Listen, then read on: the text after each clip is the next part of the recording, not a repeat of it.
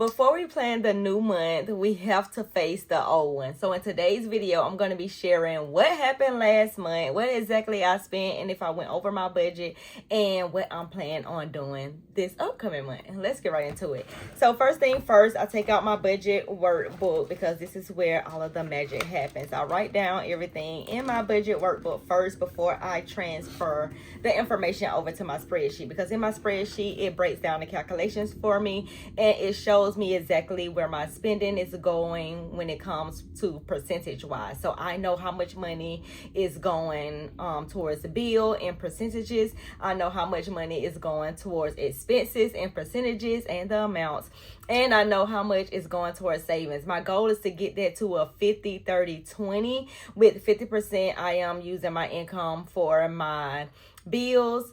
30% I want to put in savings, and then 20% I want to spend on expenses. It's currently not there. I think I'm around like 55% of my income is mostly going to bills, and I think around 22% is going towards expenses, and 22 or 23, somewhere around there, is going towards savings. So not bad, but I'm still just not at my goal. But first thing first, I like to budget by categories because that just works better for me. I am a cashless budgeter, so I don't use cash envelopes. I don't use cash. I use checking accounts, and me personally, I feel like I can keep up with 7 different numbers compared to trying to track or have a budget for every single line item. So I'm gonna get into the most important to the least important because that's typically how I spend my money.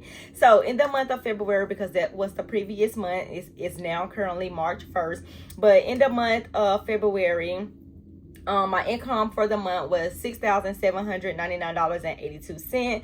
My savings, I budget $971.20, and I actually ended up saving that because y'all know my savings is on automatic draft. I have retirement investing, Roth IRA, and my personal savings emergency fund. I don't know exactly what I'm going to call it just yet. Right now, it's sitting in a high yield savings account, and I just call it savings. So those are all of my savings category. Now, the next category is home, and inside of my home, we have mortgage utilities. That's in one checking account, so that's one line item. I have life insurance, short-term disability, aftercare for my son, and then my phone bill, and I budget $2,552.88, and I ended up spending $2,411.58 because what happened was the aftercare fee actually went down. It was $120 a week, but somehow it's $100 a week. Don't know if I've been overpaying or what has been happening where it went from $120 a week to now $100 a week, but I'm not gonna complain about it because it did go down, and usually it be going up. So I'm just happy that it went down, and I'm okay with the amount because it still kept me up under my budget. The next category is food, and I must say I did not go nowhere near the food budget because we've been eating out and I haven't been paying. It's my dude's birthday month and he has been treating us out. I know it's his birthday month or whatever, but he has literally been treating us out, so I can't complain about that. I budgeted $300 for food and groceries, but because we've been eating out, I did not have to really go to the grocery store like that. I did do a big grocery haul like the end of January, and we still got that food in the freezer. We still got food in the refrigerator. Now I have been going and getting little knickknacks like cereal, milk, that type of stuff, because y'all know people can eat up stuff like that in the house or whatever. So me budgeting $300 and only spending $104.77, I cannot complain about that. That's a win in my book because you know your girl can eat up a budget and people can eat up a budget over here with me. The next category is transportation, and inside of transportation I only have to budget for gas. I budget $300 for transportation and I ended up spending $260.76. So saving money there. Now I did up my budget when it comes to gas. I used to budget $50 a week, but I've also upped the grade of gas that I actually put in my car as well. Then my son has basketball. We got basketball games. Then we got tutoring. So it's a lot of back and forth. But basketball season is officially over, so I don't know what's gonna be next. But we still have the tutoring, so I'm still gonna keep the budget at $60 because I feel like that's my sweet spot. I haven't went over this $300 monthly budget. Sometimes I may go over the $60 weekly budget, but I try to stay within that $300 a month budget, and I'm good with that. So I ended up spending $260.76 on gas. The next category is subscriptions, and I only have one subscription, and that's my Gmail account for my personal email, because the girl do not check her email, is full, and I gotta pay because those emails that comes from school, come from doctor visits, those types of things actually come to my personal email, and I actually need that going. So I pay $1.99 for that. Now, when it comes to my plan spending, I get a lot of questions about what do you have in your plan spending? What is all, up under it? It just depends on the month. For the month of February, I had my chiropractor visit because I'm on a month-to-month plan. My plan actually ends in March. Now, I'm not sure if I actually have to pay for March, but I'm still going to put it in my budget for March. If I don't have to pay, then, that would be so great. But if I do, I still want to have that in there just, as well. But I also give myself a little bit of my money. And for me, that's typically, where I can buy shoes, I can buy clothes, I can get my hair done, I can get my nails done, whatever I want to do with that money, I give myself a little bit of money. Then I also put money aside for my son. And my son really don't need much or whatever, but a lot of times the school will come up with field trips. They will come up with the book fair. They will come up with these little knick-knack things that I didn't necessarily plan for, that now I have to go in my account and figure out where I'm going to pull it from. So instead of me doing all of that, I just give him a little bit of budget inside of his category, and then if something comes up with him, I can just pull that money from there. Then in the month of February, we also had birthdays. It was my dude's birthday. Like I said, he sent over what he actually wants for the birthday. I budgeted $250. He's not expensive at all. I love that about him. He know his girl is on a budget or whatever, so he was trying to look out for your girl. So I actually ended up spending $107.61 on him for that.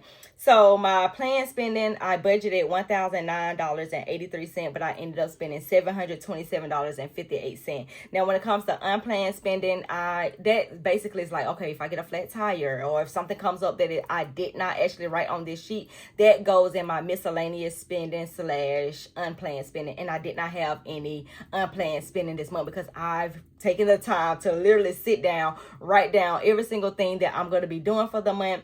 And that's how I really, want to stay in control of my finances and see exactly where my money is going. So that way I don't have these mishaps on things coming up that I did not plan for.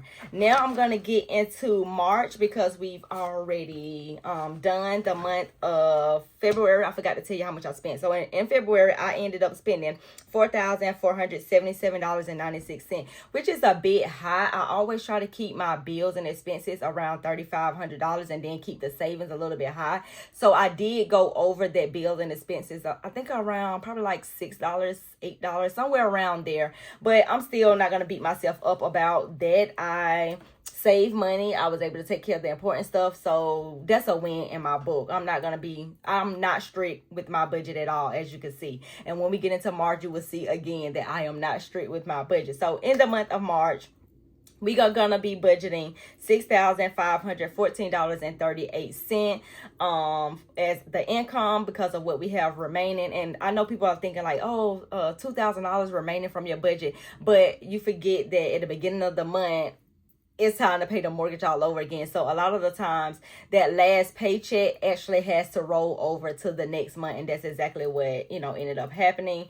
And it brings my income to $6,514.38 because I go back and then I have to add in the paychecks that I'm actually going to get paid. I don't get paid until March 13th. So of course, majority of that check that I just got paid at the end of February is going to be spent at the beginning of March. So within my savings category, the same as the previous month because everything is on automatic draft. I'm not lowering anything. I'm not changing anything. I love the amount that I've been saving. It has been working for me consistently. So that's why I keep it just at. Now, can I raise it a little bit? Probably can raise it a little bit, but I'm just comfortable with the amount that I have going on right now because I'm one of those ones that like to save. I still like to have a little bit of fun. I still like to do other things outside of just saving money and spending money. I like to have a little bit of fun.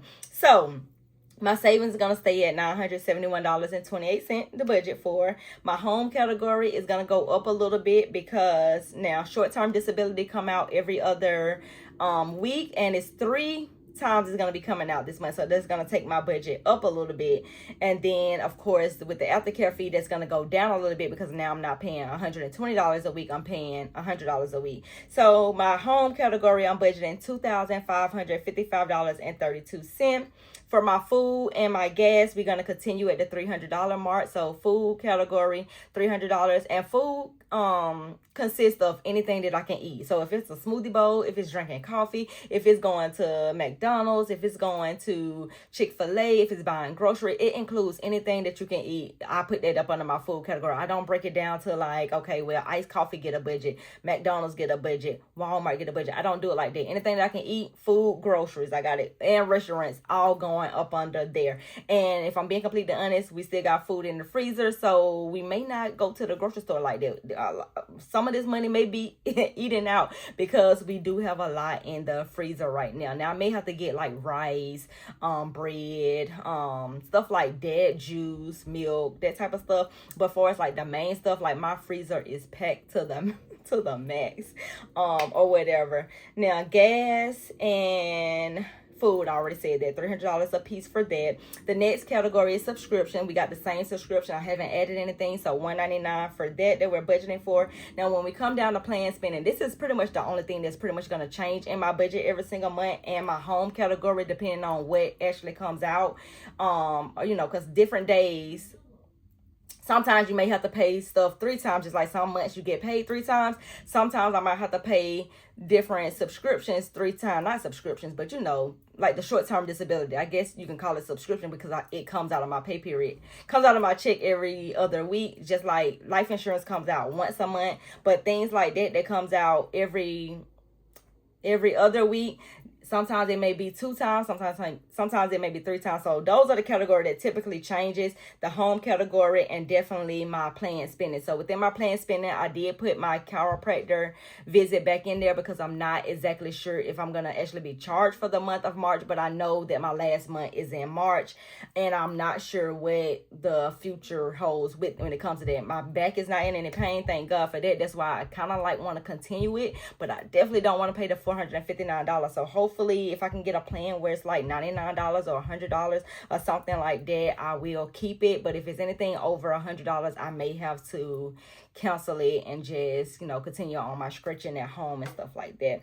I did give myself a little bit of a budget, $350, and usually I don't give myself that large of amount, but those Tiana Taylor 3s, Jordan 3s is coming out, and your girl do want to cop a pair. Now I am a sneaker lover, if you do not know that by now. If you do not follow me on social media, on my fashion page, I love sneakers. I love Tiana Taylor. I love everything that she stands for. I love her story, and I love those shoes. I do have the Jordan 1 collaboration that she did, so I definitely want to get the Jordan 3s as well. So but that's a finger crossed on that. I'm not trying to buy resale or anything like that. I'm just gonna go on the Jordan app, the sneaker app, and I'm gonna enter the draw just like everybody else. If I hit, good. If I don't hit, then that's money back in my pocket. But I am gonna be budgeting $350 for those shoes. I think the retail price is $280. It's probably gonna come up to no more than probably $300, maybe $305, somewhere around there, which is a bit pricey, and I'm still kind of like really thinking about it because I'm like, $300 for some shoes,